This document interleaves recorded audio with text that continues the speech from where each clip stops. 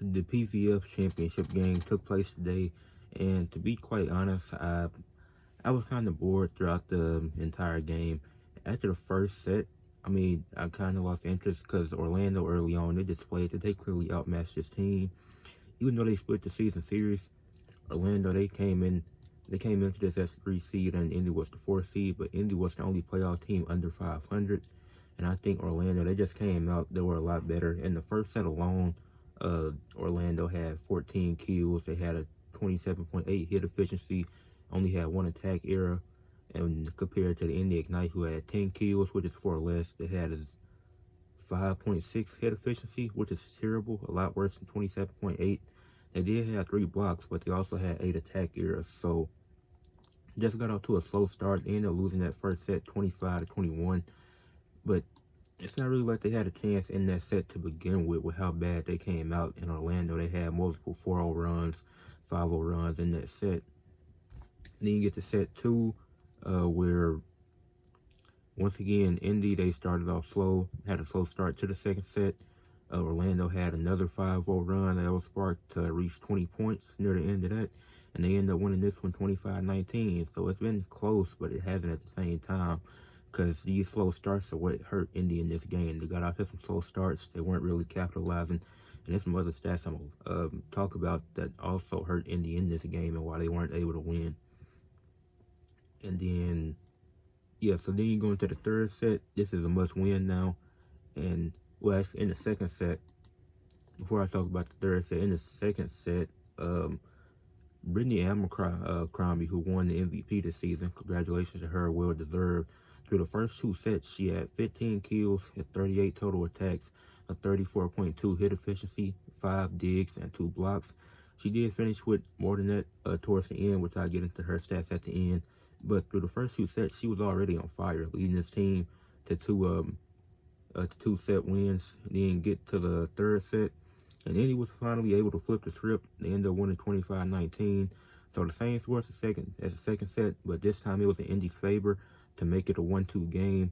But this game was very boring. It made me very sleepy watching this game because Indy didn't have any momentum. Like, they just looked out of it in the fourth set.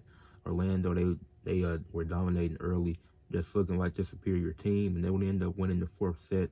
They were up 20-13 in the fourth set, and it was a long review at this point, which also made the game a bit longer. And then they would end up winning 25-15. So they went on a 5-2 run to end the game, and they won in 4 sets. So congratulations to the Orlando Valkyries on the winning the PVF championship this year, and what they played really well.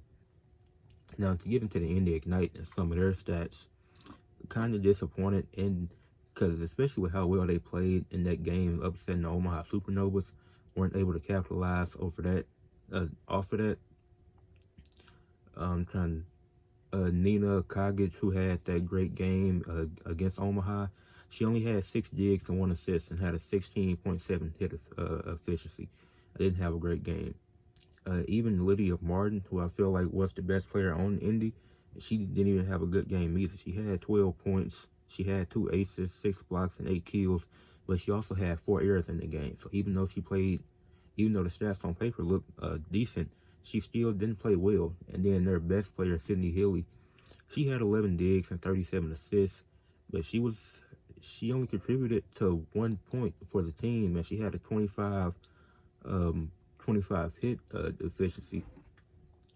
So really, this was a bad game for the Indy Ignite, and they had the momentum going into this.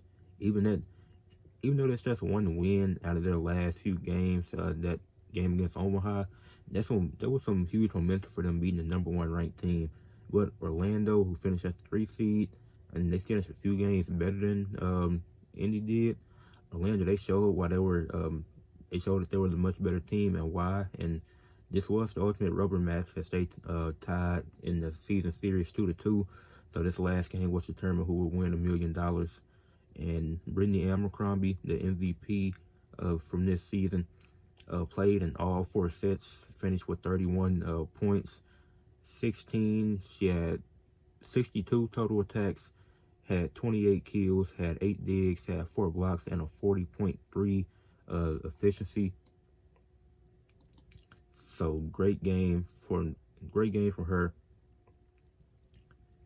but not 37.8 officially, not 40. But once again, like I said, still a great game. It was very close to 40. I was looking at the kill percentage, which is at 44. But yeah, that was also good. A 44 kill percentage. Brittany Abercrombie played well. You had Lindsay Vander with a 41 kill percentage. Cass Brown, she had a 50 kill percentage with 10 kills.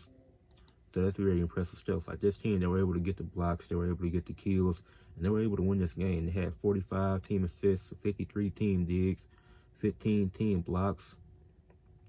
And this team, like I said, this was, in all honesty, I was kind of bored watching the game, but the Orlando Valkyries did impress me. I did enjoy, like, individual stuff from the Orlando Valkyries. I did enjoy. The Indy Ignite didn't really impress me. That's what made it boring, and then Orlando, they won in 4 sets. They won 3 sets to 1. So congratulations to Orlando on winning the PVF championship and what was a fun season. And congratulations to Brittany Abercrombie and winning the PVF MVP and a championship this year. So it will be, I might think about making some volleyball content in the off season, revisit some of the stuff from the past 2 seasons. But make sure y'all are tuned in next year, around the same time from January to May when the PVF is going on. So I'm definitely be covering more volleyball. Definitely gonna be getting more into it. If it's other volleyball leagues I find out about, I definitely tap into those and see what's going on in those. But make sure y'all leave a like on the video, leave a comment if you watch the game, and subscribe to the channel. But that being said, what a great PVF season we had.